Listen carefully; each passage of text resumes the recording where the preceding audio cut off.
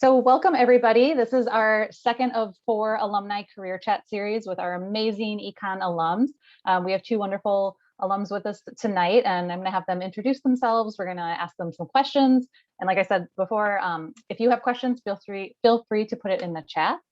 So first off, I want to have, I'll start with Carly. If you want to introduce yourself, if you want to say your name, year you graduated, and like any majors or certificates, and then kind of what you're doing now and what do you do in that role? Yeah. So hi, everyone. Nice to meet you. I'm Carly Lamke. If you want to turn your videos on, that would be awesome because I have my video on and it's so weird to look at a bunch of black squares. But if you don't, I understand.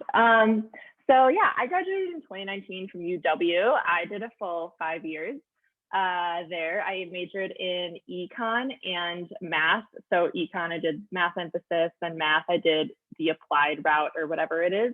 And then now I work at Innovations for Poverty Action, which is colloquially known in the economic development world as IPA. If you haven't heard of them, maybe you've heard of their sister organization, JPAL. So they're kind of 2 big names in the econ development world. And so that is what I do. And then in college, I had a few internships as well, but none of them really like led into the role I'm in now. I guess we'll probably go into more of that later. So yeah, that's what I do and what I've been up to for the last little bit. Awesome. Thanks, Carly. Flip it over to you, Matt. Cool. Hi, everybody. Nice to meet you. Matt O'Brien. I graduated from UW in 2016 with a BA in economics and then a certificate in business through the business school. So I was more on the other side and I wasn't as much math, but still got the certificate in business through the business school when I graduated. Right after college, I joined FactSet in September of 2016, and I've been working there ever since. Actually, it was just my 5-year anniversary here at the company. So that's exciting. But so I joined FactSet in 2016 as a client solutions associate, and then kind of gotten promoted through the ranks through the years. And then right now I'm a senior strategic consultant. So I'm covering some of the largest clients in the Midwest book of accounts that we have. But my clients are global firms in nature. So I'm supporting them from the Midwest and Chicago here, but I've got clients all over the globe that use our software and that I support. Oh, I don't know if I actually said my role. I'm a research assistant, research associate. And before all of you came in, Carly and I were looking at Matt's background and we were jealous. We're like, it's still light out wherever we're at. And he was like, no, this is a fake background. So we're all in the Midwest, at least right now. So Matt, if you can kind of continue chatting about how did you figure out what you wanted to do after graduation? And did any experiences while you were in college, like internships, jobs, or things like that, help you kind of figure that out? Yeah, that's a good question. I don't know if BuckyNet still exists or a form of the career portal. Yep, it's called Handshake now, but yes. Handshake, okay, cool. Yeah, so I was scouring BuckyNet junior and senior year when I was in college, just kind of looking for all different types of opportunities. With an econ major and a certificate in business, it was kind of a broad spectrum of things I could apply for. So I was kind of going all over the place and applying to kind of any job that I could, that I thought would kind of correlate with an econ and business degree. And I was mostly targeting towards like consulting firms. I knew I wanted to do some type of client facing role, but also have some technical skills at the same time. So that's kind of what I focused on when I was looking through BuckyNet, those types of careers where you're client facing, but also have to use kind of problem solving and technical skills that the econ major really kind of prepares you for. So that's what I was mostly looking at. And then some of the things that kind of helped me also was just attending a lot like ESA events where alumni came to speak, just kind of hear their experiences and hear the different types of companies that they work for. I was in a couple other like business organizations too, that they had like talks with other companies and they gave like their kind of roles and overviews. And it was just kind of helpful to see what was out there. Just trying to learn as much as possible before applying to different jobs. Awesome. Did you do any internships like while you were in undergrad or have any like work experiences that helped you figure out that you wanted to be more like client facing and the tech skills? I mean, the major helped that, but were there other things that solidified that? Junior year going into senior year, I interned at BMO Harris Bank, more on like the commercial banking loan origination side. So I wasn't client facing in that internship role. I was more behind the scenes doing a lot of loan documents and things like that. And kind of prepared me to know that I didn't want to be kind of the behind the scenes like loan originator or doing anything with in terms of banking. So I was able to narrow my focus away from kind of the banking sector from that internship, but it was still a good experience with being in an office, professional experience, being there 8 to 6 every day, suit and tie. So I got some of the good professional experience from the internship. Learned how to tie a tie probably, or if you Yeah, didn't. exactly. So popping over to you, Carly, how did you figure out what you wanted to do after graduation? You had said that you'd had some internships, but like what experiences helped you really define that next step? Yeah, so quick overview of what I did while I was in undergrad. I had a few different internships and they really were like all over the place.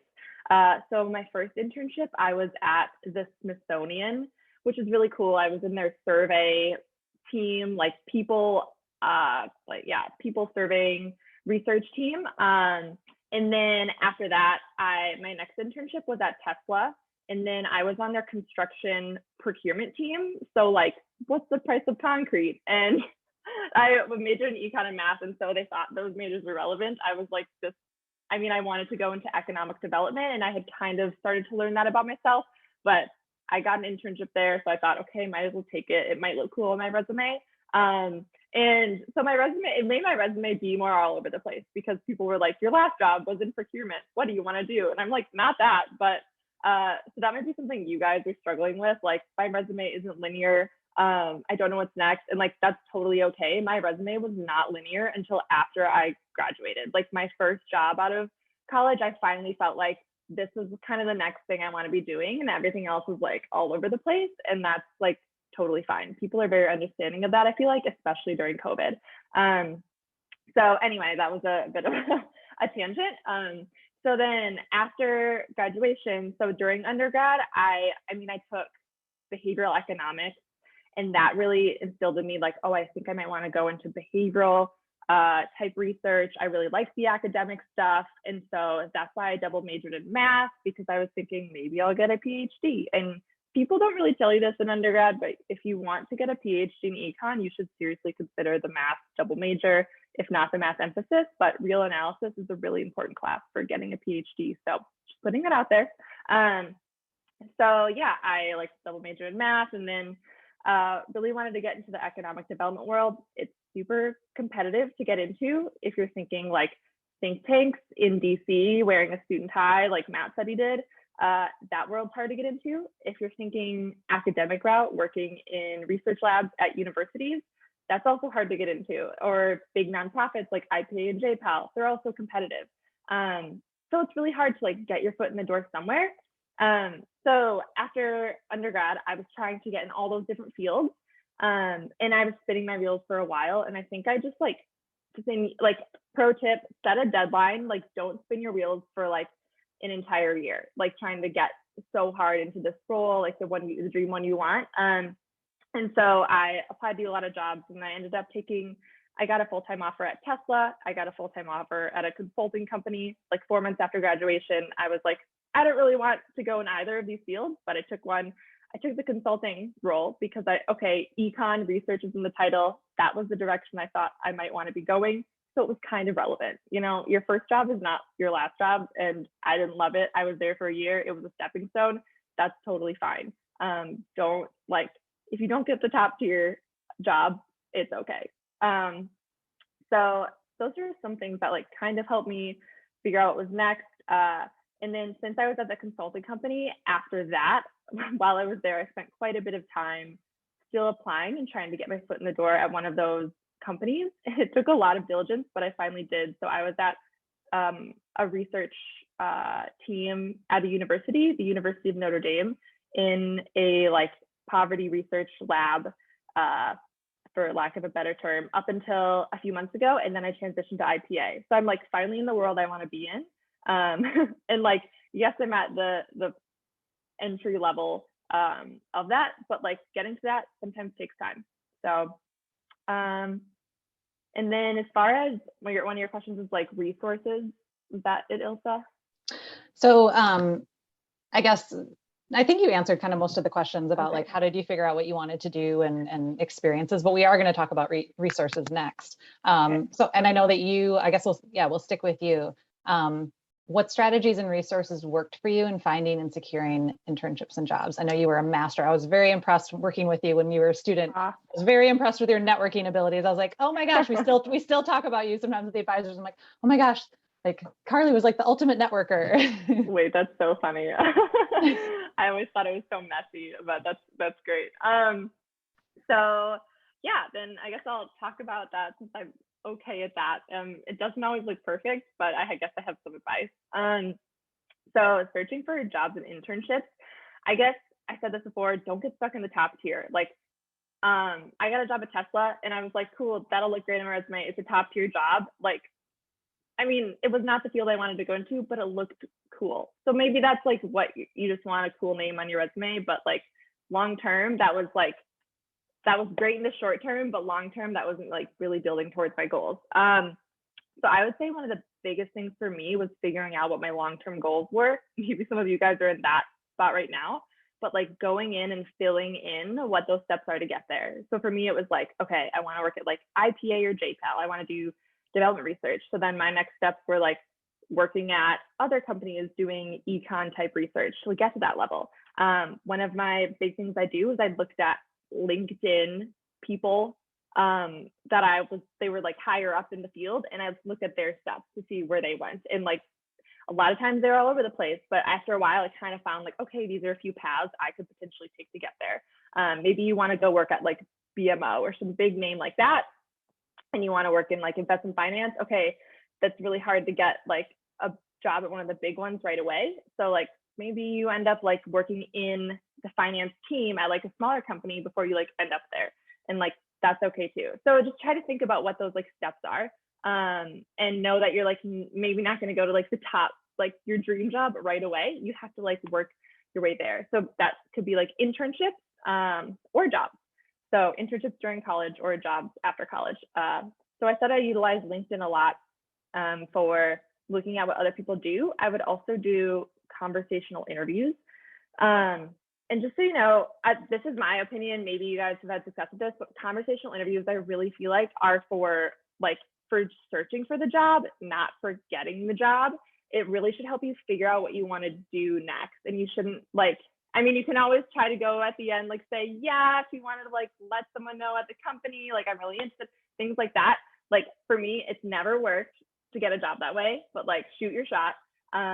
What has worked for me really well in reaching out to people to get jobs is like, also what has not worked is messaging the recruiter. Doesn't work. Try it, why not? Shoot your shot, but it hasn't worked for me. What has worked for me is emailing the supervisor directly. That is like going to be on your team. So I find them on their website or I find them on their LinkedIn. Like I really do a lot of stalking here, guys, but it works. Like then I send them a thoughtful email like, hey, I'm really interested in your company. I have these specific roles, bullet of what I think would be great. Like mention something that I think is interesting, like a project or a person that I want to work with. And then I attach my resume and cover letter. And so I've like, once I started doing that more consistently, I did end up getting more interviews. So just getting your name in front of people one more time is useful, or at least it worked for me. It could have been a correlation of like, oh, my resume is also getting more extensive, so like we wanted to interview her anyway, or I'd like to think it was the diligence of like putting my name in front of them one more time, whether that be a LinkedIn message or an email. That was how I got my consulting job right out of college. That was how I got my internship at the Smithsonian. I like kind of hounded them for a while about it, like starting in the fall, and it was like until the next summer that I got the role. So yeah, just putting your name out there a bit is good. And then job search, like platforms, I use LinkedIn for all of it. Or if I had a company in mind, I would go on that company's website and look there, because that's also a great idea, because LinkedIn gets like fake postings and things nowadays. I don't know, maybe Indeed is better, but you don't feel like you have to pay for the subscription also for LinkedIn. You can message people by like connecting with them and then messaging them that way for free. You don't have to pay for the subscription to DM someone. Also pro tip. Okay, sorry, talked for a bit, but No, that was That's all what I great. got. Thanks, Carly. Yeah, I tell Yeah. students all the time, I'm like, I don't even have LinkedIn Premium, and yeah, you can do connect, and then you get the option to add a note, and that's where you can be like, hey, I was emailing Matt. Say, hey, Matt, I'm Mhm. currently an econ student interested in FactSet. Heard you speak at the Career Alum Chat. Would you have time to chat more about your career trajectory? Right? Like, yeah, that sort of thing can be super helpful. So Matt, what strategies and resources worked for you in finding and securing internships and jobs? You had the BMO Harris, and obviously been at FactSet for a long time, but you've been promoted too within your role. So tell us kind of the successes and things maybe that didn't work quite so well for you. Yeah, definitely. Like I mentioned before, BuckyNet, just kind of like seeing what is even out there, kind of searching all the like relevant opportunities that would apply. Also like doing like just the double check of like GPA requirements and things like that. So that's like the first thing that's always on a resume, and that's what people look at. If your GPA doesn't even meet a certain amount, they'll just kind of toss your resume out. That's how it works at some of the big banks and things like that. So I always like made sure to just double check all of that just to make sure I even met the requirements before applying to any of these jobs on BuckyNet. And then kind of like Carly said, sending like a thoughtful email or trying to connect with somebody on LinkedIn and try to just showing your interest in the company and showing that you did some of your research even before research into the role that you're looking to apply for, or researching into the team that you're looking to apply into. Shows that you like are very like you're actually interested and you're not just another person applying for the job. And somebody, even if you're not messaging a recruiter, if you're messaging somebody at the company, they'll be like, oh, this person's actually knows like kind of what we're doing, and maybe we should give them like maybe I should pass their resume off to recruiting and see if they can get a first round interview or whatever that is. So just doing a lot of those like proactive steps beforehand before applying, I think worked pretty well.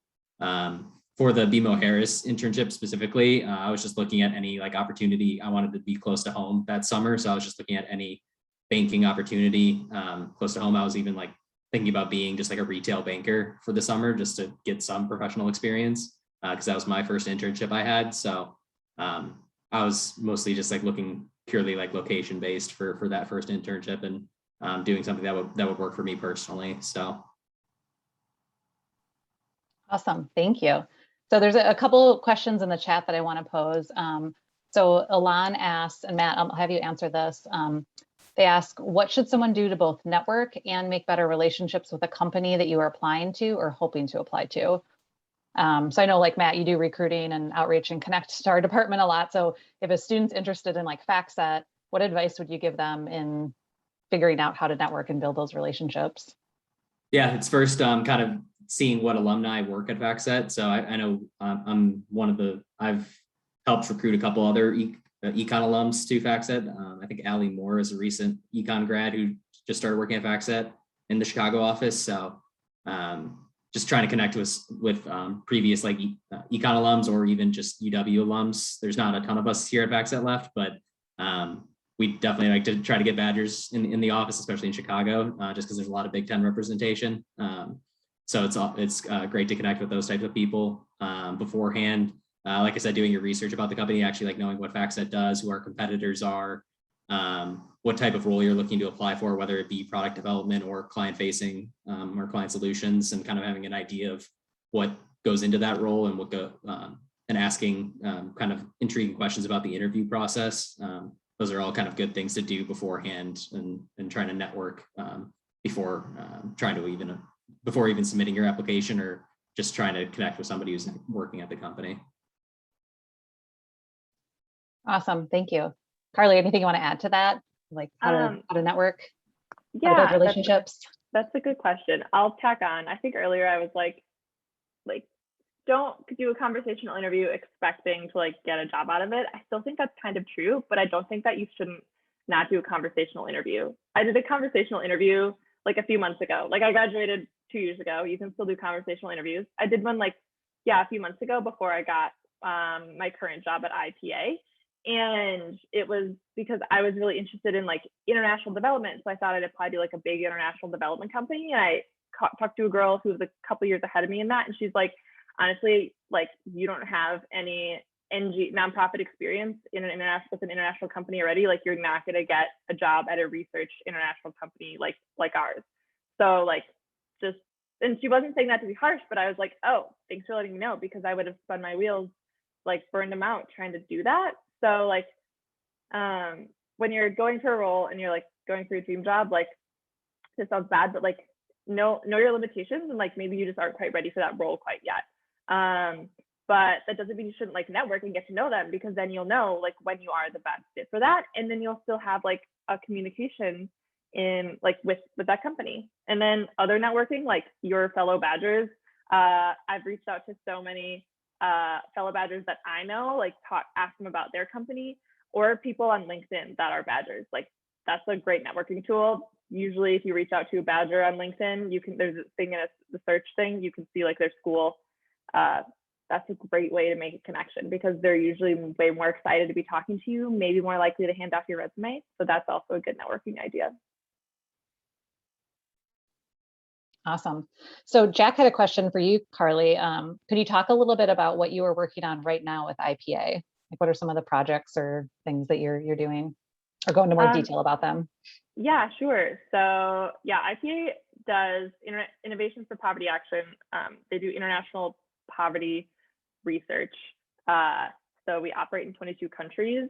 So that's just like an overview if people don't know IPA. And so I'm a research associate, and I work on two different teams. One of my teams, we build this tool called the Poverty Probability Index. And so what that is like, we use countrywide surveys. So for example, Nigeria, we look at countrywide surveys that have been done for like tens of thousands of people.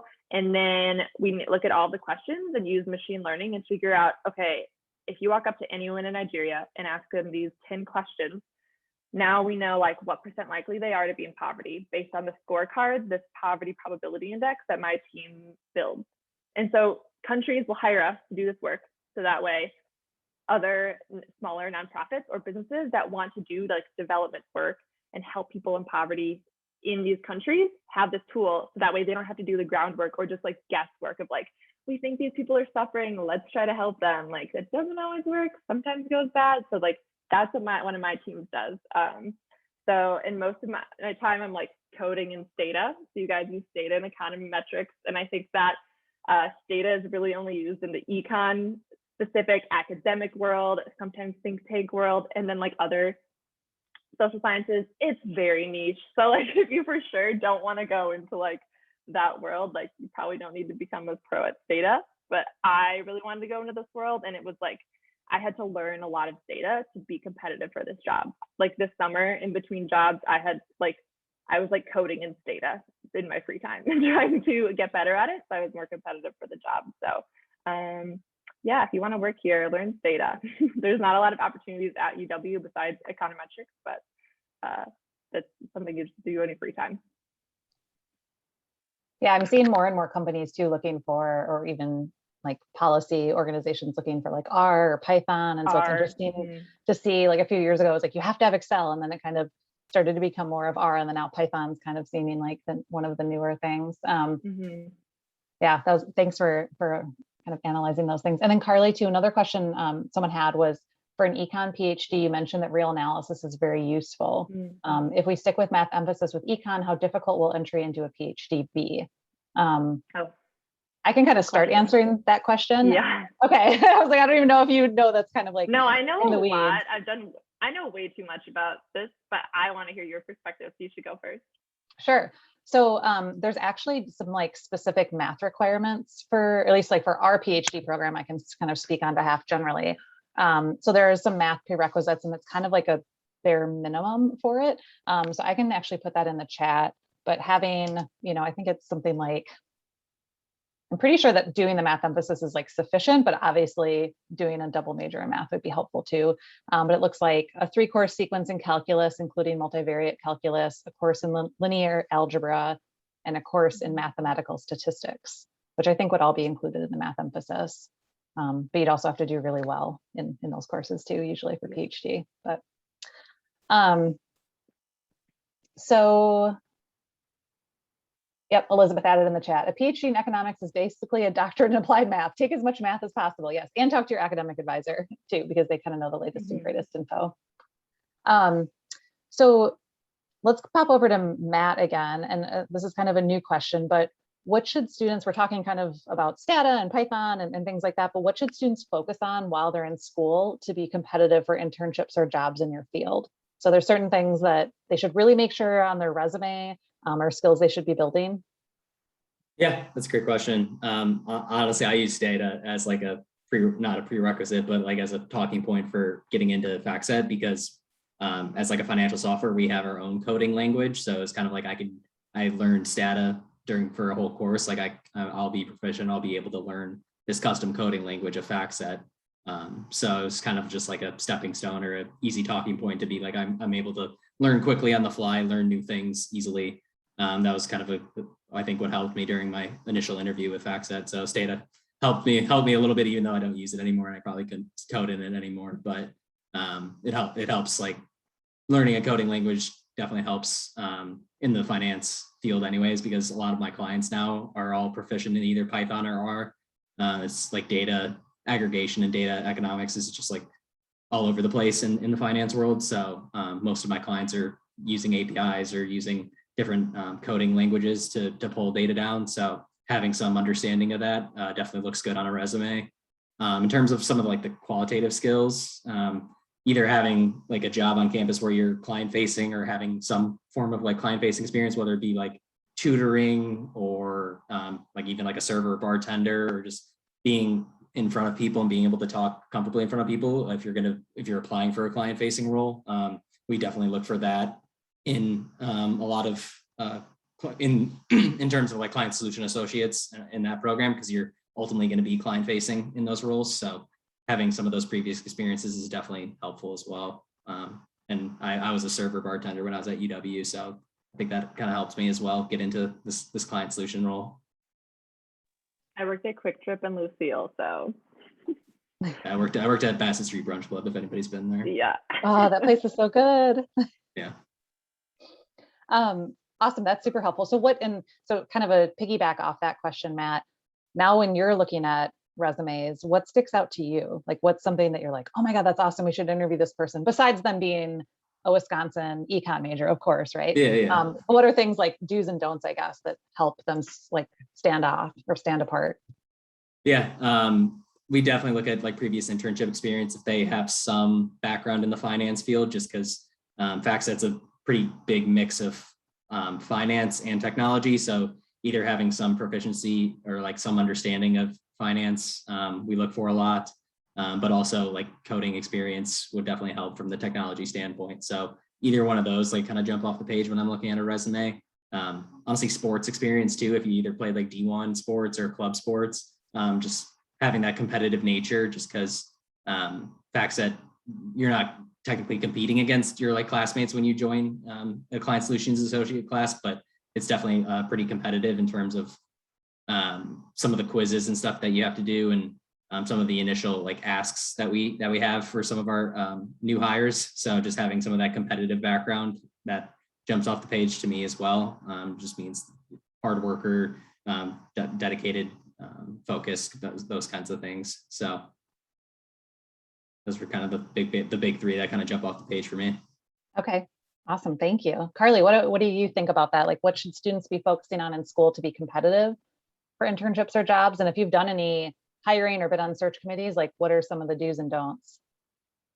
Okay, great question. So, well, in my field specifically, I've found that like having some sort of math background is really helpful. People just kind of like to see that. So like the math emphasis, if you want to go into some sort of like research type position, it also just allows you to like, not just for like a signal for them, but it's also helpful for you because you're taking like stats courses that are really useful for like econometrics analysis and things like that, and being colloquial in the language. So yeah, I would say that like taking a couple extra math courses, even if you like hate math, if you want to go into research, like you're gonna end up doing math. So like if you really hate math as a passion and you find you're not that good at it, like maybe getting a PhD in econ, maybe not the route for you, and that's fine. You know, it's okay. So, and then in my field as well, like data was really useful.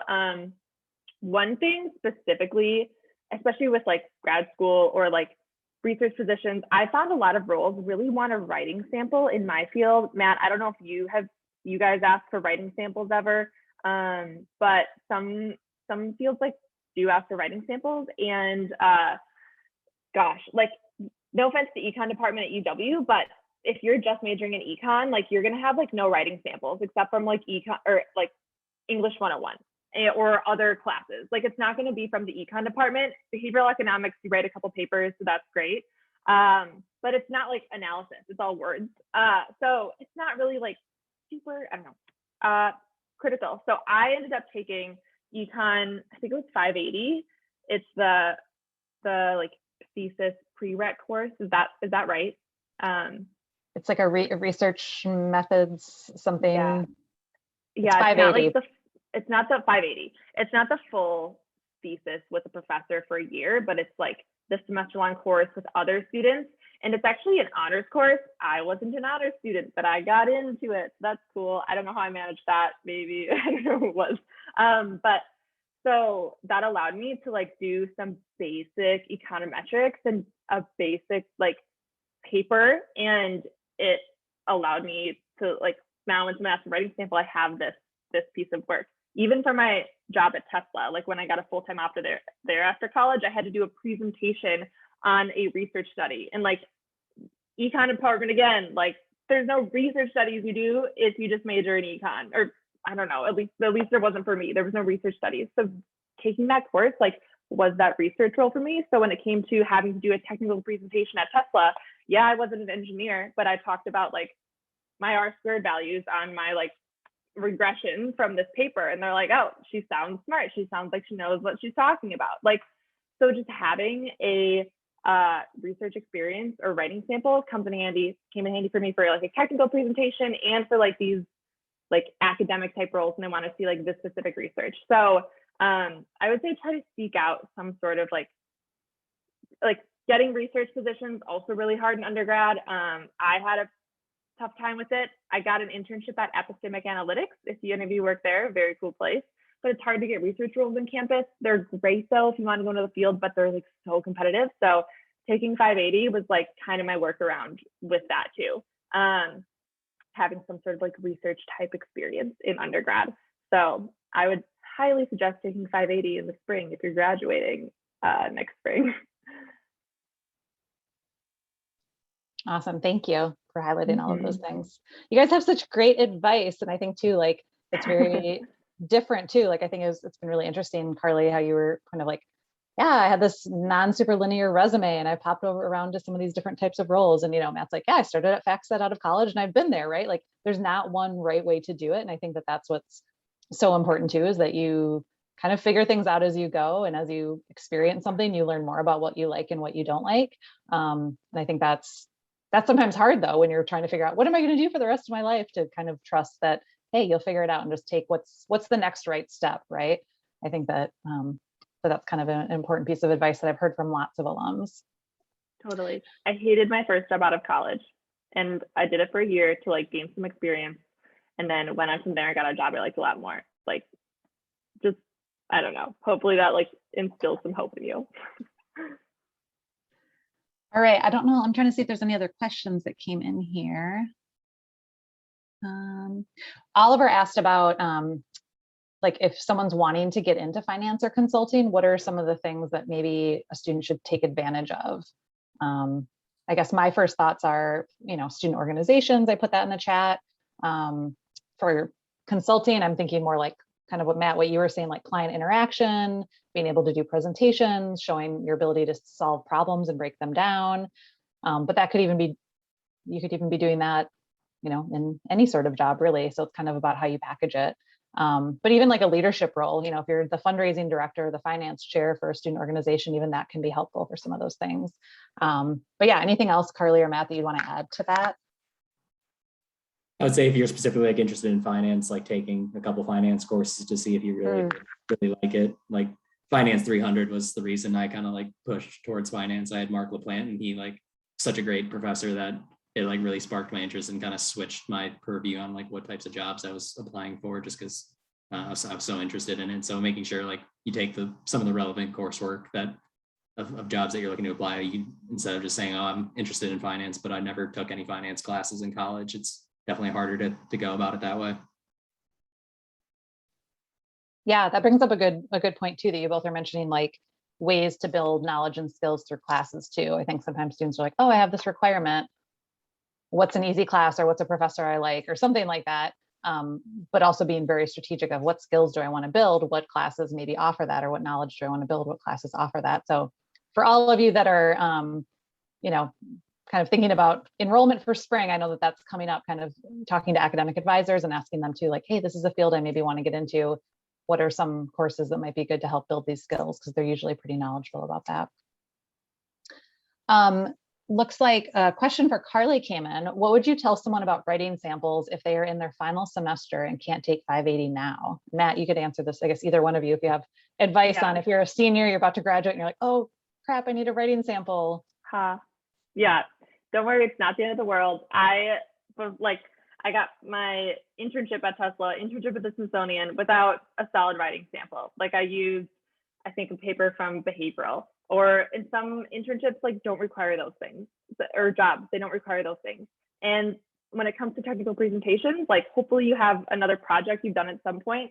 I mean, so I was an engineer actually for my freshman and sophomore year. My freshman year, I did an engineering project, and I literally presented that project during an interview my senior year because I had no other project experience at any other time at UW. And I was like, here's this project I worked on. It was like an engineering 3 years ago. And like, I ended up getting the role. Like it was, I think it was for my internship at epistemic analytics on campus.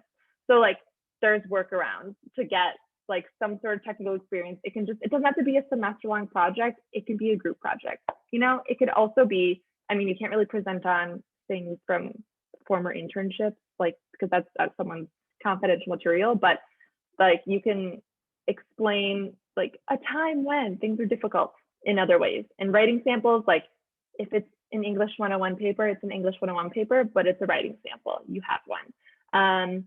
I also wrote for Equilibrium in undergrad, so I had a writing sample from that, but it was an interview piece, so it wasn't like a technical piece at all, but I used that once too. And then I wrote for the Cardinal first semester because I was just like, let's try to write. And so one time I used that article. Like it wasn't relevant to the role, but like it was a submission. So, I mean, people just want to see that you like can write.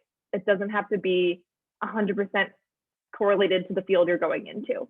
And if it is, it's almost like she's too perfect. Like, it's okay if it's different. If you show like, yeah, whatever, I'm rambling too much, but like, it's not the end of the world if you don't take 580. Beautifully said. Matt, did you have anything you want to add to that? You guys probably don't require writing samples at FactSet. No, we do more like Excel based in the interview process, and then like presentation. We have like during second round interviews, people have to give like a presentation about something for like 10 minutes just to make sure they can like structure a meeting appropriately and kind of present flawlessly. So yeah, can you elaborate a little bit more of like what the interview process looks like overall at your firm? So is there like first round and then second round? Is there like a higher view? I know that's becoming kind of popular. So like, what does the process look like? And then like, what tips do you have to help students prepare?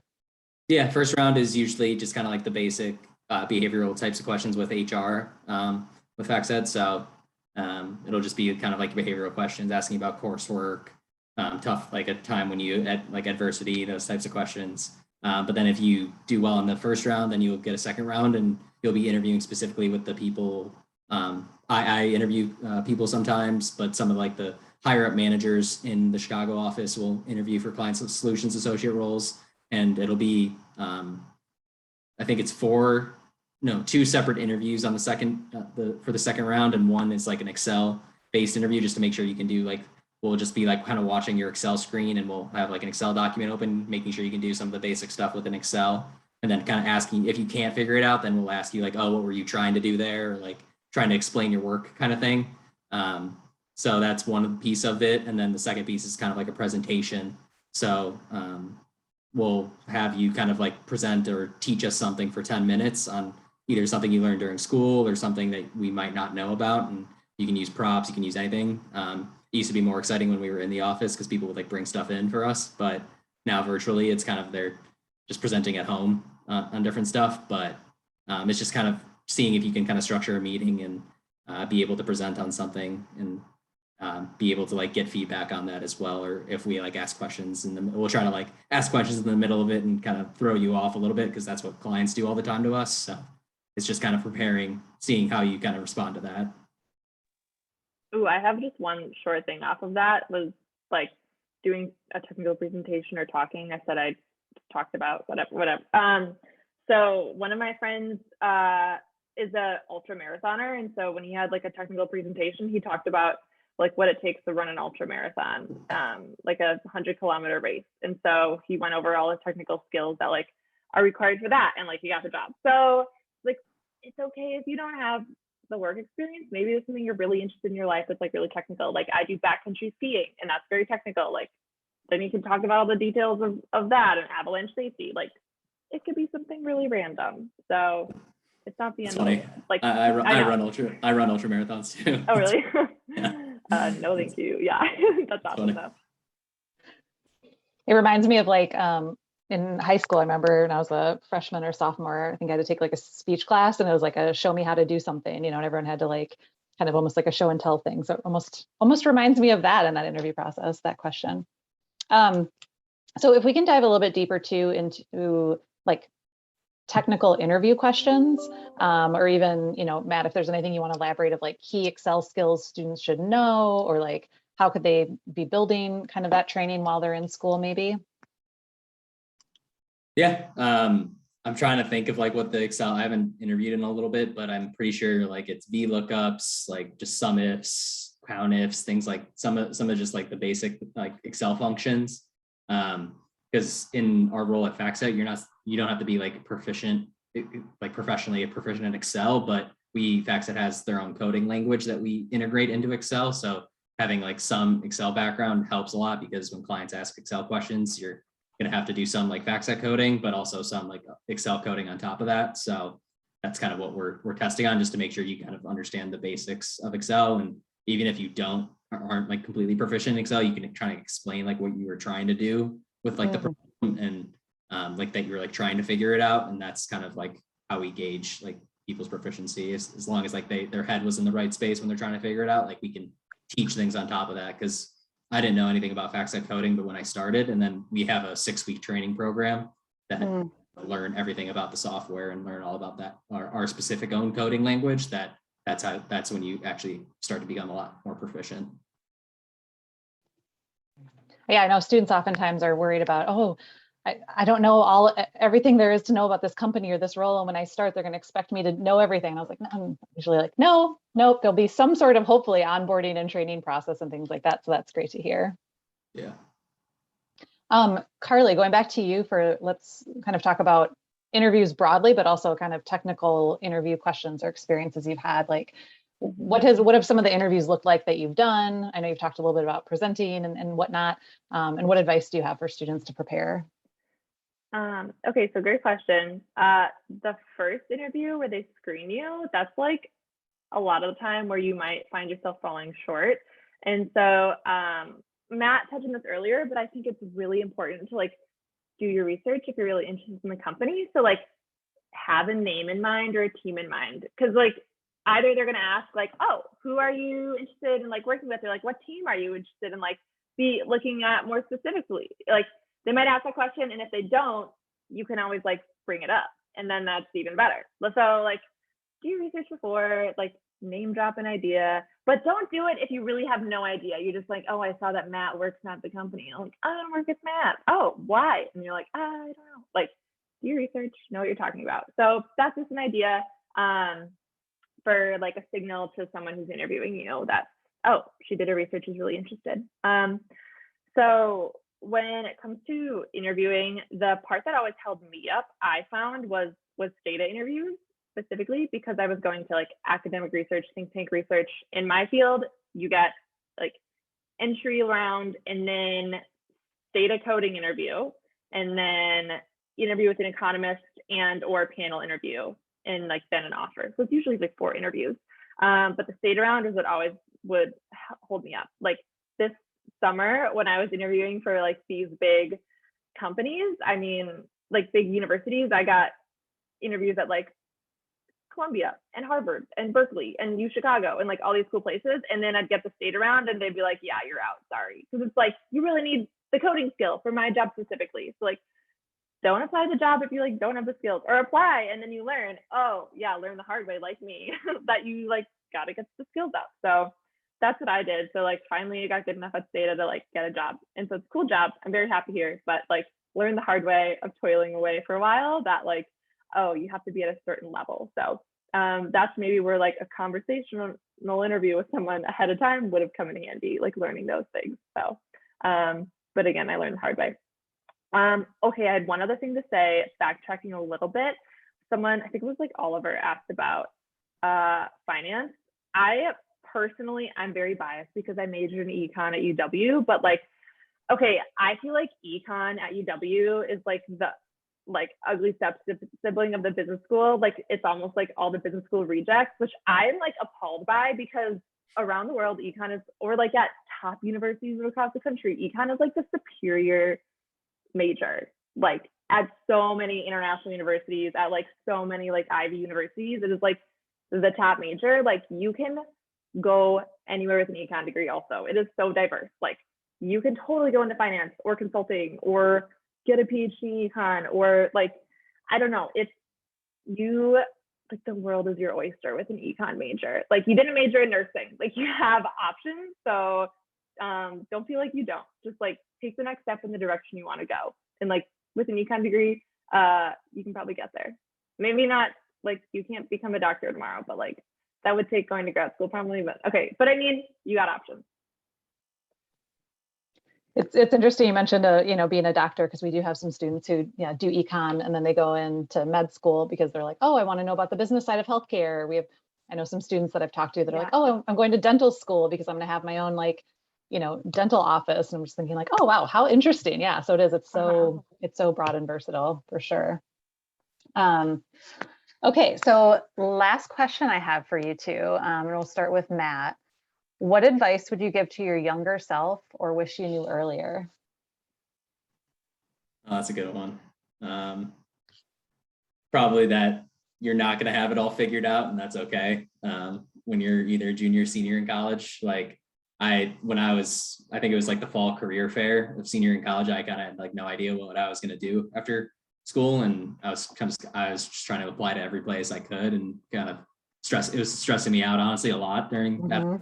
And I was very fortunate to find FactSet and interview with FactSet, but like I didn't know I was going to end up at FactSet at all. Like it's definitely like, just know that you don't have it all figured out, and that's okay. And things are going to work out however they work out, and you're going to get through it. So I just wish I didn't stress as much, like applying to so many different jobs and stressing over different like interviews and companies and things like that. But it all worked out in the end. So. Funny how that tends to work out, right? Like we were saying before, just figure out what your next like right move is, the next best step. Yeah. Carly, how about you? What advice would you give to your younger self? I'm so glad I got to go second on this question.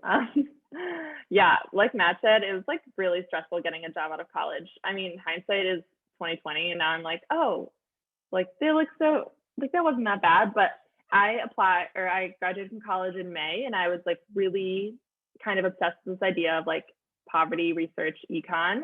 And so I didn't get, and then I finally I was spinning my wheels so long that I like gave up by October, and I was like, I'll just go work at Tesla. And then that sounded really whatever. And then I got the job at the consulting company, and I was like, okay, I'll go this direction. But like it wasn't IPA from day one. So just like, and I think coming off of like the big names like the Smithsonian and Tesla, I was like, I can do it again. I can get the job at like Harvard or IPA right away. And that was like stupid of me to think that. Like people don't really care about those places because it's not relevant to what they're doing. So I would just say like it's okay to like not have your dream job right out of college. Just like keep moving in the direction you want to go, and like you'll get there eventually. Like you're 21 right now. There's a lot of life left ahead of you, and like if you're not there when you're 30, it's like, okay, maybe you're doing something wrong. But like, if you have goals and like a couple steps along the way, like it'll reveal itself along the way. I mean, I'm on my third job out of undergrad and I graduated 2.5 years ago. And like, also people say that you should, whatever, that looks bad. I don't know. No one's ever questioned it in any interview. So if some people in the business world, I would say actually my friends who are in real estate or like they're in accounting, they're like, you should stay at the job for 2 years. I feel like in the business specific world, maybe that is more strict. But in my world, no one was like, why were you just at that job for like 6 months? They're like, you know what? They didn't care. So, there you go. And then one other thing my close friends have said, their best piece of advice. I had a couple friends who went to a PhD in econ right out of undergrad, and they said they wish they didn't. Not because they maybe didn't want a PhD, but because they're like wanted to live their life and maybe see if there was like other options out there, because a PhD in econ is way harder than undergrad. So just an idea. But if you're applying right now, kudos to you. And like you can't always, but you could defer if you like, oh, maybe I actually do want a breather. Deferring is an option too. But that was their advice. Awesome. Thank you both so much for sharing so much of your wisdom, your trials, your tribulations, your successes. This is like the whole point of this Alumni Career Chat series, is to bring in alums that are kind of doing things in different industries, that have found success in different ways, to show like there's not that one right way to do it. And there's different routes to take, and students just can take different things that they're interested in and figure out, yeah, what's that next step and what's like the next best path for them. So thank you both so much for coming. We really, really appreciate you spending your evening with us. I'm going to put something in the chat for our future career chats, because we have additional ones coming up on December 2nd and 9th. So the link to that is in the chat right now if you want to register for any future ones. But again, Matt, Carly, thank you so much. You guys are amazing. We appreciate it. Totally. Yeah, oh yeah, you. I will say that, like, I remember earlier I was like, conversational interviews, they're like, you should do them just to learn. This is basically a conversational interview, you guys. Like, this is just nicer because you're not asking the questions directly. So like, go to the other ones of these because you'll learn a lot from people.